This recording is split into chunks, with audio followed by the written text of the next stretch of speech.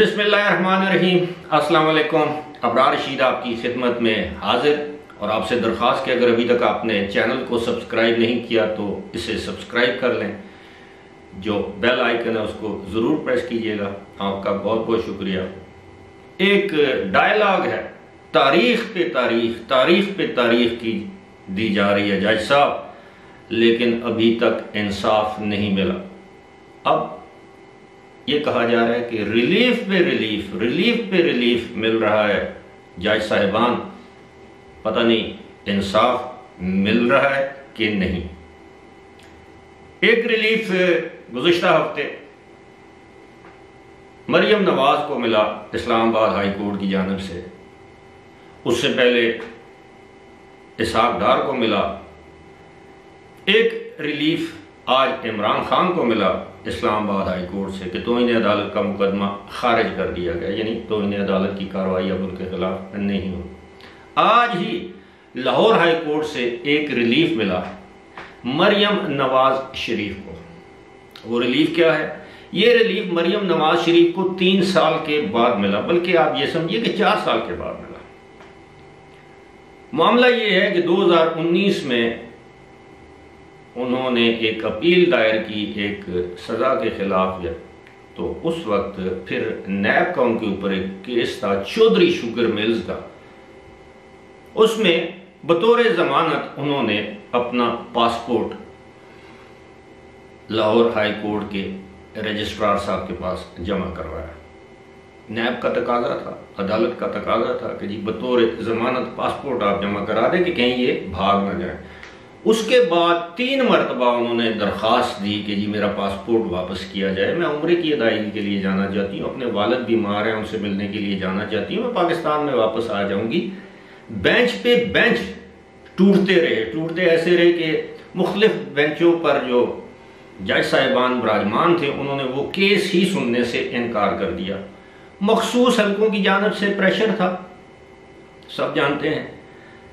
और फिर जब इसी साल अप्रैल में जब मौजूदा वज़ीर आज़म अपने पहले दौरा सऊदी अरब पर वहाँ रवाना हो रहे थे, तो मरियम नवाज शरीफ ने एक मरतबा फिर इस्तदा की कि वो अपने चचा के साथ अपने खर्चे पर वो उम्रा की अदायगी के लिए वहाँ जाना चाहती हैं।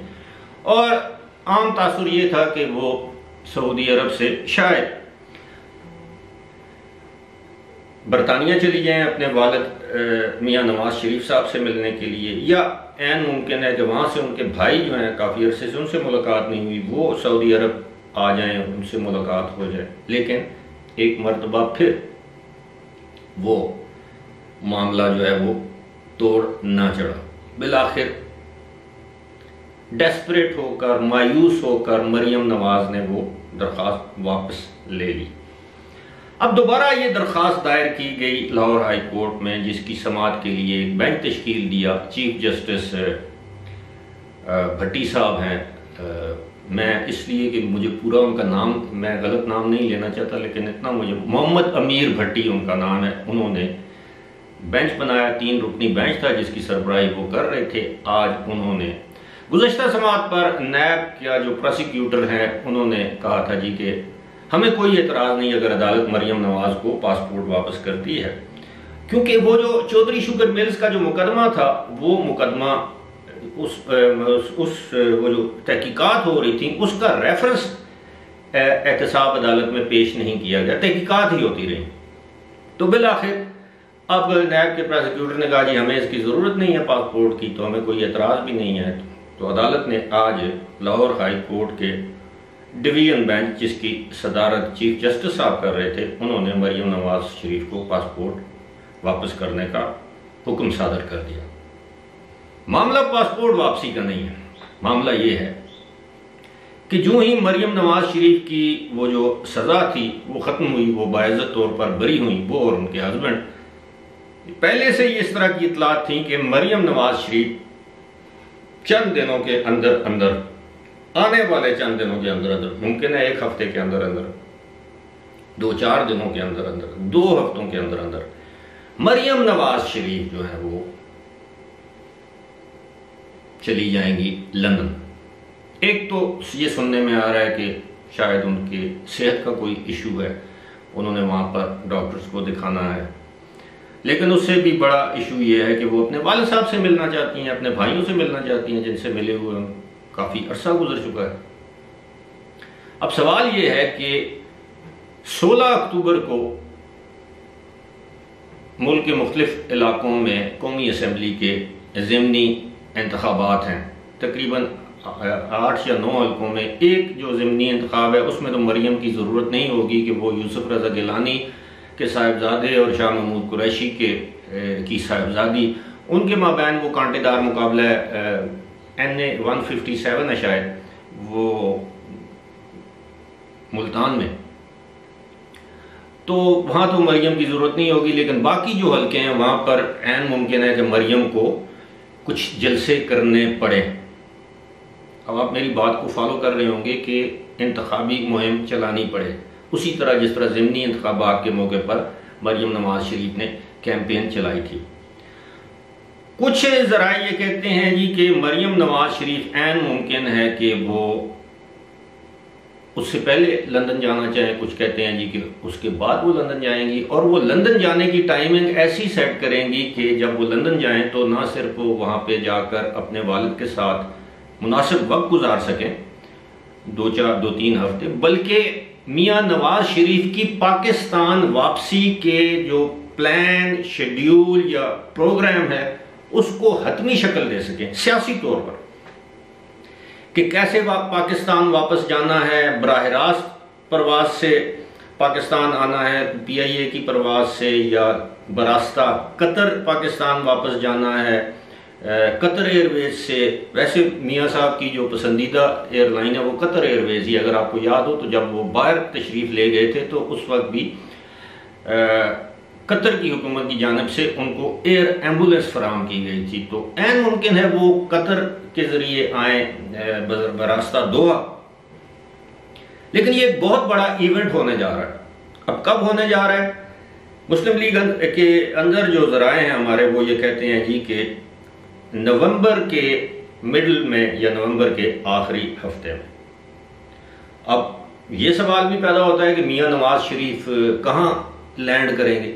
जाहिर है उससे पहले वो जमानत शमानत हिफाजती जमानत वाला मामला जो है वो तय हो चुका होगा, क्योंकि लेवल प्लेइंग फील्ड जो देनी है, इमरान खान अगर दंदना रहे हैं तो फिर मियाँ नवाज शरीफ क्यों ना दंदनाएं, फिर मरियम नवाज क्यों ना दंदनाएं, लिहाजा ये मामला पहले तय हो जाएंगे। अब ये भी है कि वो लाहौर लैंड करेंगे, वहाँ तो पंजाब हुकूमत PTI की है, तो वहाँ तो कारकुनों को इस्तकबाल के जाने के लिए रोका जाएगा, और यानी मुवाफिक हालात नहीं होंगे नून लीग के लिए। तो क्या मियाँ नवाज शरीफ को पेशावर लैंड करना चाहिए? वहाँ भी PTI की हुकूमत है, वहाँ पर भी मुस्लिम लीग नून के जो कारकुन हैं उनके लिए प्रॉब्लम्स क्रिएट हो सकते हैं।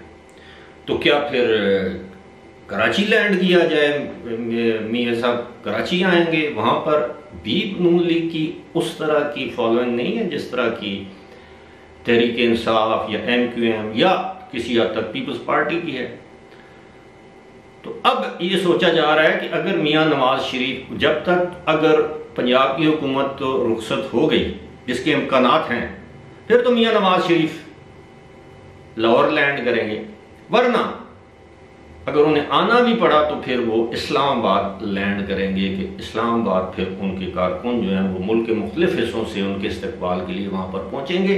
और हमारी इतलात के मुताबिक जो इस्तकबालिया कमेटियाँ बनाना या उसके लिए जो ऑर्गेनाइजेशनल सेटअप है या उसको मुतरक करना, वो ऑलरेडी ये काम शुरू किया जा चुका है।